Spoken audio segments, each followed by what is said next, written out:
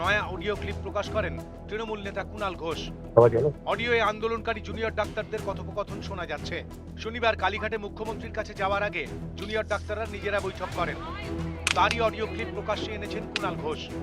এতে স্পষ্ট জুনিয়র ডাক্তারদের একাংশ মুখ্যমন্ত্রীর সঙ্গে বৈঠকে রাজি ছিলেন না। মানে আমাদের এগেইনস্ট একটা স্টেপ নেবে, সেটাতে মাস থাকবে কি থাকবে না, তাহলে প্রসিডিউর ডিপেন্ড করতে পারবে। এই হচ্ছে যে আমরা আলোচনার জায়গা খুলে রেখেছি, আলোচনা আমরা করছি, আমাদের এখনো দাবি দেওয়া মেটেনি, আপনি আমাদেরকে সময় দিন। এবার মাস কি এটা বোঝে যে কপিল সিবাল আজকে মুখ্যমন্ত্রী আসা পরপর আগের 3টে মেল লেখা, এইগুলো সব সুপ্রিম কোর্টে বলেছে। 23 জন মৃত্যু হয়েছে, সেই 23 জনকে বাড়ির লোক থেকে 2 লাখ টাকা করে মুখ্যমন্ত্রী দিয়েছে এবং তার ব্যাগ থেকে কোনো অ্যাসিউরেন্স নেই যে সুপ্রিম কোর্টে প্রডিউস করবে না। তুই জানিস সেই সবই আমি তোকে এই যতগুলো ছেলের শাস্তি হবে সব দায়িত্ব তোকে নিতে হবে। কেন নিতে হবে? কেন নিতে হবে না? তুই তো আলোচনার জায়গায় দেবে, তাহলে তুই যদি না যাস তাহলে আমি দেখেছি কেন? এটা আমাদের তরফ থেকে একটা মোরাল এন্ড এথিক্যাল রেসিপ্রোকেশন। হ্যাঁ অবশ্যই আমার তাই মনে হয়। লাইক ডেডিকেশন আজকে তো পুরো জিনিস না, রবিবার এই অডিও ক্লিপ পোস্ট করে কুণাল ঘোষ সোশ্যাল মিডিয়ায় সরব হন। এই অডিও তাদের মধ্যেকার আলোচনা। এই অডিও প্রমাণ করে দিচ্ছে মুখ্যমন্ত্রীর বাড়ি যাওয়ার আগেই একটা অংশ ঠিক করে গেছিলেন যে আলোচনা যাতে ফলপ্রসূ না হয়, সেইরকম একটা ইঙ্গিত এই অডিও থেকে উঠে আসছে। কুণাল ঘোষের পোস্ট করা অডিওতে আন্দোলনকারী চিকিৎসক অনিকেত মাহাতোর গলা শোনা গিয়েছে। তিনি মুখ্যমন্ত্রীর সঙ্গে বৈঠকের পক্ষে সওয়াল করেন, যা মানতে চায়নি জুনিয়র ডাক্তারদের একাংশ। অডিও ক্লিপটা আমিও শুনেছি, বলাটা আমারই এবং আমাদের জিবিরই একটা আলোচনার অংশ। মতানৈক্য মেটানোর জন্য একটা জায়গায় ইউনিফর্ম জায়গায় আসার জন্য এই মিটিংগুলো, জেনারেল বডি মিটিংগুলো ডাকা হয়। স্বাস্থ্য ভবনের সামনে জুনিয়র ডাক্তারদের মঞ্চ। শনিবার আচমকা সেখানে যান মুখ্যমন্ত্রী। মুখ্যমন্ত্রী হিসেবে বলতে আসিনি, আমি আপনাদের দিদি হিসেবে বলতে এসেছি। এরপর দুপক্ষের সহমতের ভিত্তিতে কালীঘাটে বৈঠকের সিদ্ধান্ত হয়। আমরা প্রোফাইলটাই রেকর্ড করে রাখছি এবং তোমাদের শেয়ার করব আমরা মিনিটস। আমি তোমাদের অনুরোধ করব তোমরা এসো, যদি মিটিং করতে ইচ্ছে না করে তোমরা খুব চাপ খেয়ে। এর আগে বৃহস্পতিবার নবান্নে আন্দোলনকারীদের সঙ্গে মুখ্যমন্ত্রীর বৈঠকের আয়োজন করা হয়। সেদিনও লাইভ স্ট্রিমিং ইস্যুতে বৈঠক হয়নি। শনিবার ফের একই ছবি, এবার কালীঘাট। এদিন আন্দোলনকারীদের সঙ্গে কথা বলে ঘরে ঢুকে যান মুখ্যমন্ত্রী। তখন রাত 8:17। এর 43 মিনিট পরে লাইভ স্ট্রিমিং ছাড়া, ভিডিওগ্রাফির শর্ত ছাড়া বৈঠকে রাজি হন চিকিৎসকেরা। তখন রাত 9টা। মাননীয় মুখ্যমন্ত্রী অপেক্ষা করলেন 6টা থেকে 9টা। 8টা নাগাদ মাননীয় মুখ্যমন্ত্রী তিনি নিজে বেরিয়ে এসেছেন এবং তার বাড়ির দরজার সামনে তখন তিনি নিজেও হাত জোড় করে বলেছেন যে আসুন কথা বলুন। যদি কথা বলতে নাও চান, আলোচনা না চান, তাহলে এক কাপ চা খেয়ে চলে যাবেন। কিন্তু 8টার পরেও 9টা অবধি কেউ কিছু তার উত্তরে বলেননি। সবাই যখন আধিকারিকরা এবং তার সাথে আমিও যখন আমরা বেরোতে যাচ্ছি, ওদের বলে যে আমরা বেরিয়ে যাচ্ছি, তখন ওরা মাননীয় মুখ্যমন্ত্রীর সাথে আলোচনা করবেন বলে বললেন। তাহলে তারা যখন বলবেন তখনই সরকারকে রেডি থাকতে হবে কথা বলার জন্য। এটা যেন মনে হলো এরকমই একটা কোনো ব্যাপার। শনিবার রাতে শেষমেশ আর বৈঠক হয়নি। এরপর রবিবার সকালে কুণালের পোস্ট, জুনিয়র ডাক্তারদের বৈঠকের অডিও প্রকাশ।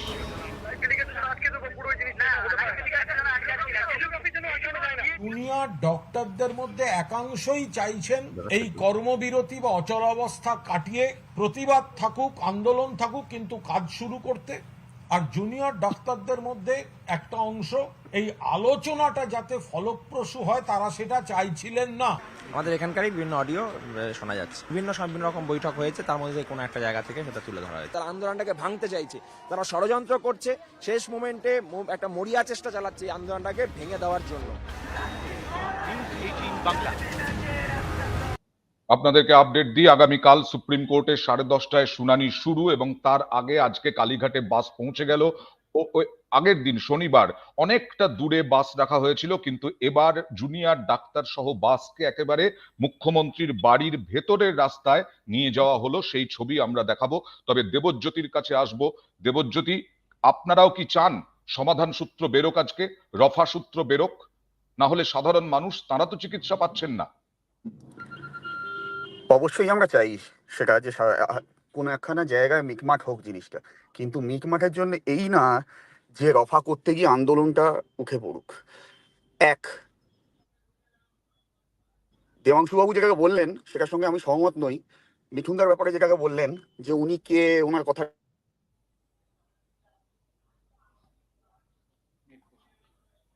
দেব দেবজ্যোতির নেটে সমস্যা হচ্ছে, গাড়িতে আছেন, কোথায় আছেন আমি জানি না, নেটে সমস্যা হচ্ছে, আমরা শুনতে পাচ্ছি না।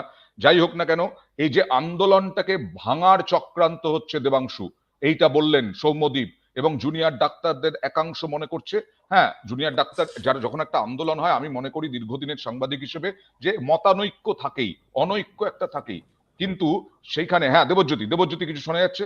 দেবজ্যোতি, নেটে গন্ডগোল হচ্ছে, হ্যাঁ শুনতে পাচ্ছি। ক্যারি আপনি অন। শুনতে পাচ্ছেন? আমি যেটাকে বলতে চাই যে দেবাংশুবাবু যেটাকে বললেন যে মিঠুন চক্রবর্তীকে, ওনার কথার মানে উত্তর দিতে আমি রাজি নই। শাসক দলের যে কোনো কেউই, যে কেউই প্রশ্ন করুক, সাধারণত পশ্চিমবাংলার মধ্যে উত্তর দেওয়াটা শাসক দলের দরকার, সেটা যেই করুক। সে আপনি ফরে উত্তর দিন, এগেন্স্টকে উত্তর দিন, সেটা কথা না, কিন্তু এখানে উত্তর ইজ কাম্য। সকলেই কাম্য যে শাসক দল আমার এখানে কোনো কথার উত্তর দিয়েছেন।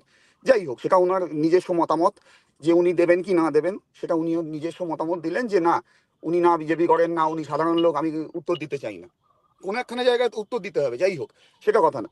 এরপর কথাটা হচ্ছে যে দেখুন, এতগুলো ডাক্তার ওখানে বসেছে, লোকের মধ্যে বিভেদ হবেই। একজন বলবে আমি আন্দোলনটা এইভাবে করতে চাই, একজন বলবে আন্দোলনটা আমি ওভাবে করতে চাই, একজন বলবে মমতা ব্যানার্জির সঙ্গে বসতে চাই, একজন বলবে হয়তো বসতে চাই না। ঠিক আছে, আমাদের প্রশ্নটা সেটা না। আমাদের প্রশ্নটা হচ্ছে 5 দফা যেতে দাবি রয়েছে, যেটা স্বাস্থ্য ভবনে সকলে মিলে বসে রয়েছেন, সেই জিনিসটা যেটা চলছে। এক হচ্ছে ভিডিওগ্রাফার নিয়ে এন্ট্রির কথা। চন্দ্রিমা ম্যাডাম যেটাকে বললেন, সেটা হচ্ছে যে 3 ঘন্টা মমতা ব্যানার্জি বসে রয়েছেন, 35 দিন কিন্তু ডাক্তাররাও রাস্তায় বসে রয়েছেন। এক, পশ্চিমবাংলায় এমবিবিএস কত আছে? 90,000-এর ওপর ডাক্তার রয়েছে। সেখানে আন্দোলনে কতজন বসে রয়েছেন জুনিয়র ডাক্তার? তার 5 ভাগের 1 ভাগও নয়। এই যে দেখানো হচ্ছে, কপিল সিব্বল মহাশয় যেটাকে দেখাচ্ছেন সুপ্রিম কোর্টে গিয়ে, যে মানুষ মারা যাচ্ছে, এইটা কিন্তু কোনো কথা না। আমার চেম্বারে আজকে 5টা পেশেন্ট হতে পারে, কালকে 10টা পেশেন্ট হতে পারে, আমি 10টাকেই দেখবো। হাসপাতালে আজকে 100টা হতে পারে, কালকে 200টা হতে পারে। আমার সহতীর্থ যিনি রয়েছেন, তিনি হয়তো হাসপাতালে অ্যাবসেন্ট রয়েছেন, তার জায়গায় আমাকে করে দিতে হবে। এটা কিন্তু যারা যারা দায়িত্বে রয়েছেন সেটা তারা করেও দিচ্ছেন। এর জন্য সাধারণ মানুষের কোনো রকম কোনো অসুবিধা হচ্ছে না। আপনারা যদি নিজেরাও গিয়ে দেখেন, আরজি করের সামনেও যখন সেই আন্দোলন চলছিল, সাধারণ মানুষ এসে বলেছে যে না আন্দোলন চলছে, আমাদের হয়তো একটু অসুবিধা হচ্ছে, অন্য হাসপাতালে যাব, কিন্তু আমরা ডাক্তার দেখিয়ে ফিরে আসবো, কোনো অসুবিধা নেই।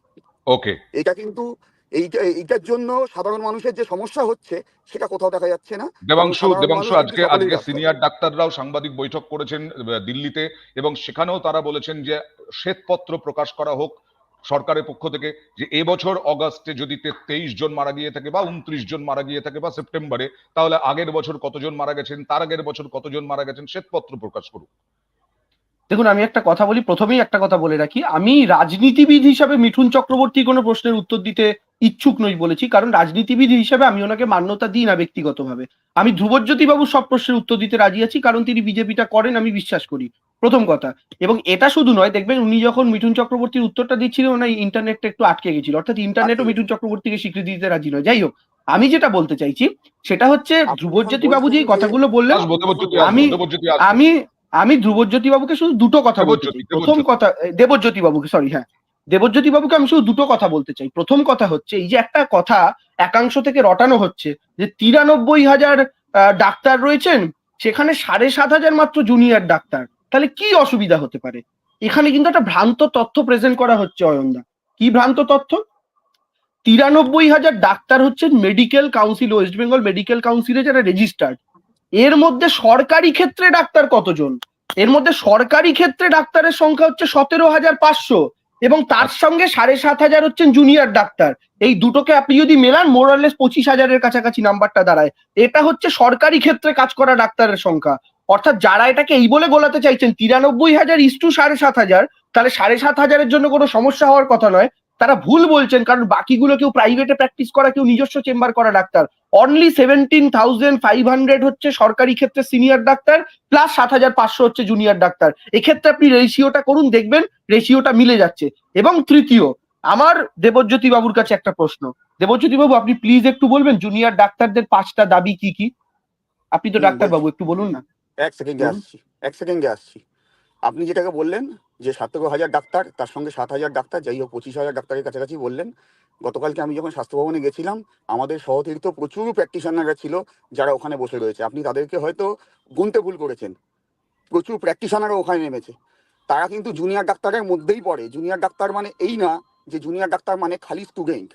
জুনিয়র ডাক্তার কলকাতার মধ্যে কেপিসি থেকে হতে পারে, কাশীপুর জেএন কলেজ থেকে হতে পারে, হলদিয়া থেকে হতে পারে, গুরু নানক থেকে হতে পারে, যে কোনো কলেজ থেকে হতে পারে। তারাও কিন্তু জুনিয়র ডাক্তার। তারা কিন্তু প্রাইভেট কলেজের মধ্যে পড়ে, সেই তথ্যটা আপনি হয়তো দিলেন না। এক। আর 2 নম্বর হচ্ছে যে সরকারি ক্ষেত্র বলছি। আপনি সরকারি ক্ষেত্র বলছেন, কিন্তু যেই আপনারা যে জন্য বলছেন, গরিবরা তো সরকারি ক্ষেত্রে যায়, প্রাইভেটে যেতে পারে না। প্রাইভেটে আপনি পারবেন, আমি পারবো না। সেখানে প্রাইভেটের লোকও রয়েছে। আমি সেটাই আপনাকে বলছি যে সেখানে প্রাইভেটের লোক, সেটা জানি তো, সেটা আমি জানি।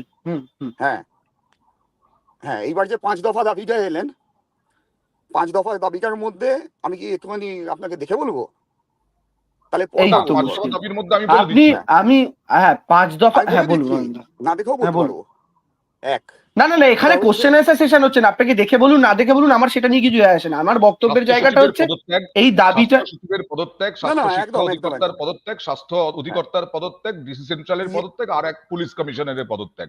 এখানে দেবাংশু সবটাই তো সবাই তো দায়ী বলছে। সবটাই তো রেজিগনেশন কেন্দ্রিক।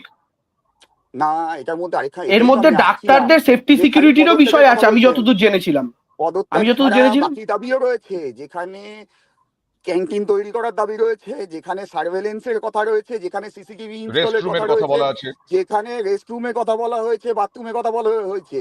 কিন্তু আপনারা খালি পদত্যাগটাকেই বললেন। না, এবার আমার বক্তব্য হচ্ছে এই যে 5 দফা দাবি, এগুলো সলিউশন। মিটিং এ গেছেন জুনিয়র ডাক্তাররা, দেবজ্যোতি জুনিয়র ডাক্তাররা আজকে কিন্তু মিটিং এ গেছেন এই 5 দফা দাবি নিয়েই। আমি এখানে কথা বলি, 1 মাস হয়ে গেছে তো। এটার মধ্যে যে দাবিগুলো রয়েছে, তার মধ্যে একখানা রেস্টরুম তৈরি করতে, একখানা সার্ভেলেন্স টিম তৈরি করতে, এইগুলো করতে ধরুন যে কোনো একখানা কলেজে একখানা বাথরুম তৈরি করতে কতদিন লাগে, একটা রেস্টরুম তৈরি করতে কতদিন লাগে? মমতা ব্যানার্জি কি পারতেন না যে 4-5 দিনের মধ্যে, 4-5 দিনের মধ্যে একখানা? সমস্যা হচ্ছে, আমি একটু সুকান্তর কাছে যাই। সুকান্ত, না, আমি শুধু এই কথাটা বলে দিই দেবজ্যোতি বাবুর একটা উত্তরে 1 লাইনে জাস্ট এই কথাটা বলে দিই। ওই রেস্টরুম সরকার তাড়াতাড়ি তৈরি করতে গিয়ে আরজি করে কেস খেয়েছে। এই রেস্টরুম তাড়াতাড়ি তৈরি করতে গিয়ে আরজি করে কেস খেয়েছে। ওটা ধামাচাপা দিতে গিয়ে খেয়েছে, ভুল বলছি? এইটাই তো, এটা আপনাদের ধারণা। এটা আপনাদের এটা কি করে হলো দেবাংশু? না, আমি যে তাই হয় যে শনিবারে দেহ উদ্ধারের পরে সোমবারে রেস্টরুম তৈরি করতে গেল, এত বছরে রেস্টরুম হলো না দেবাংশু? দেখুন, ওই যে রেস্টরুম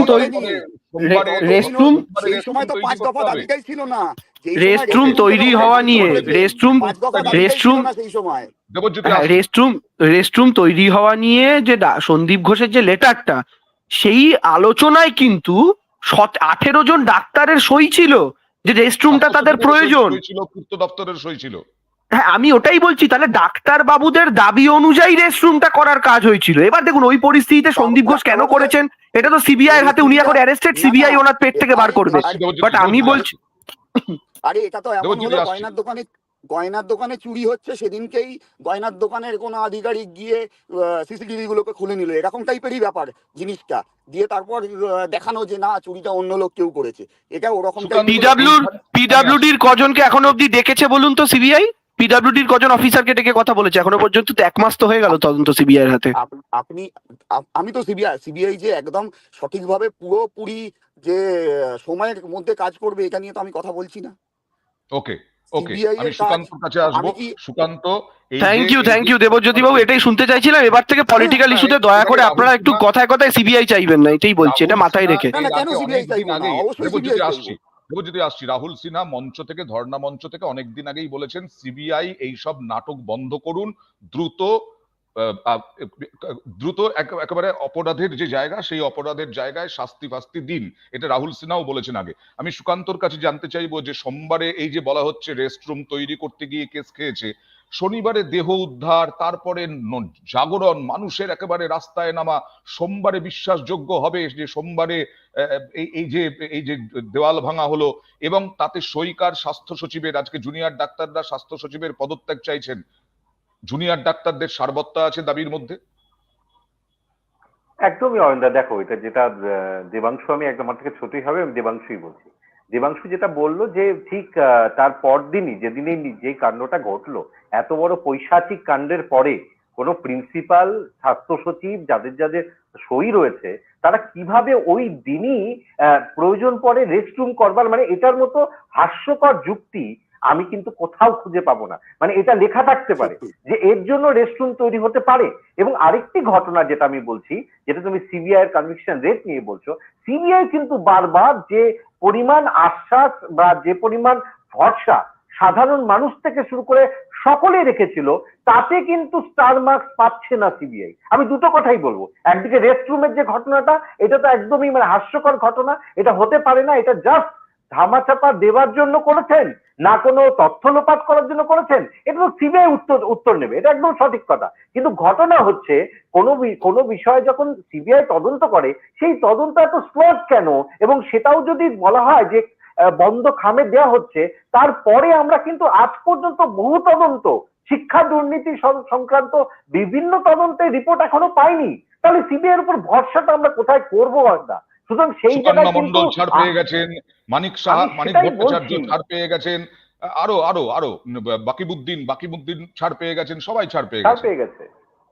কারণ সাধারণ মানুষে, আমার প্রশ্ন হয় না, সাধারণ মানুষ কিন্তু বুক বাঁধছে। এই যে যারা জুনিয়র ডাক্তারদের আন্দোলনকে কেন বলতো এতদিন পর একটা সার্বিক একটা বিপ্লব নাও, অন্তঃপুঞ্জীভূত ক্ষোভের জায়গাটা রয়েছে, যে আমার যাই সময় হোক শেষ সেটাতে হয়ে আসছে, আমি যেই যাই দেবাংশুর হোক। কাছে জানতে চাইবো যে এই যে সাধারণ মানুষ, এই সাধারণ মানুষও এখনো পর্যন্ত কিন্তু অনেকাংশেই জুনিয়র ডাক্তারদের পাশে আছেন।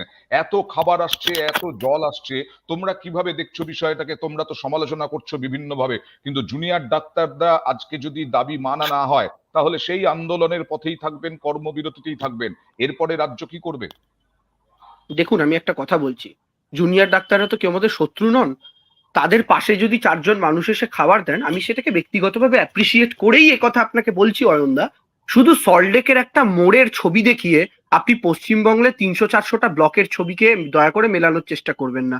কারণ সাধারণ গরিব মানুষগুলোকে কিন্তু নদিয়া থেকে, বর্ধমান থেকে, জলপাইগুড়ি থেকে, কোচবিহার থেকে বিভিন্ন মেডিকেল কলেজে ট্রিটমেন্টের জন্য যেতে হয়। এবং সেই জায়গায় গিয়ে যে মানুষগুলো চিকিৎসা না পেয়ে ফেরত আসছেন, যে 28-29 জন মানুষ আজকে মারা গেলেন চিকিৎসার অভাবে, ছটফট করতে করতে তাদের মায়ের চোখের সামনে, বাবার চোখের সামনে যারা মারা গেলেন, সেই মানুষগুলোও কিন্তু বিচার ডিজার্ভ করেন।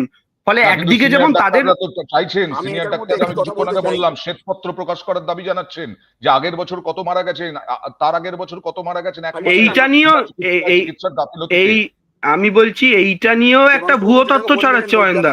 আমি দেবজ্যোতি আসবো। আমি বলছি এটা নিয়েও একটা ভুয়ো তথ্য ছড়াচ্ছে। আপনি দেখবেন এদের আন্দোলনের একজন মুখ আছেন কিঞ্জল নন্দ, উনিও ফেসবুকে পোস্ট করেছিলেন যে 2020-তে এত লোক মারা গেছিলেন বছরে এই টাইমটায়, 21-এ এত, 22-এ এত, 23-এ এত। দেখুন, আমি 20-21টা ধরবো না, কারণ ওটা কোভিড পিরিয়ড, ফলে আনন্যাচারাল মৃত্যুর সংখ্যা ছিল। আমি 22-23টা ধরছি। ওনারা বলেছেন 100-র অধিক, এবার কেন 29।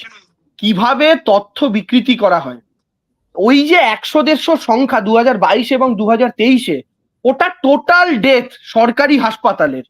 আর এইবার যে সরকার 29টা মৃত্যুর কথা বলছে, এটা কেবলমাত্র মেডিকেল নেগলিজেন্সের জন্য মৃত্যু, টোটাল ডেথ নয়। অর্থাৎ টোটাল সরকারি হাসপাতালের মৃত্যুর তথ্য নয়। এই টোটাল মৃত্যুর মধ্যে থেকে 29টা হচ্ছে কেবলমাত্র চিকিৎসার অভাবে যারা মারা গিয়েছেন এই স্ট্রাইকের কারণে, এটা একমাত্র ডিফারেন্সিয়েট করা রয়েছে। ফলে ওরা বাকি 100-150-র সঙ্গে 29 দেখিয়ে মানুষকে বোঝাতে চাইছে, দেখো প্রত্যেক বছর তো 100-150 করে মরে, এবার মাত্র 29 জন মারা গেছে। এই 29টা টোটাল নাম্বার নয়, এখানে তথ্য বিকৃতি করা হচ্ছে। ওকে। আর তৃণমূল, দেবজ্যোতি বারবার বলছে এই তথ্য বিকৃতির পেছনেই রাজনীতি, এই তথ্য বিকৃতির পেছনেই বিজেপি এবং সিপিআইএম। শেষ আরে করব। ওনারা সোজা কথা বলছেন যে ডাক্তাররা যে তথ্য দিচ্ছে আমরা সেটাকে মানছি না। ওনারা ডাক্তারদেরকে বলছেন যে ডাক্তাররা আমরা ডাক্তারদের ব্যাপারে কিছু খারাপ বলছি না, কিন্তু উনি প্রথম থেকেই বলে গেলেন যে ডাক্তাররা যা তথ্য দিচ্ছে সেগুলো আমরা কিচ্ছু মানছি না। তথ্যগুলো তো ডাক্তাররাই দিচ্ছে, তথ্য আর সাধারণ মানুষ এসে দিতে যাচ্ছে না।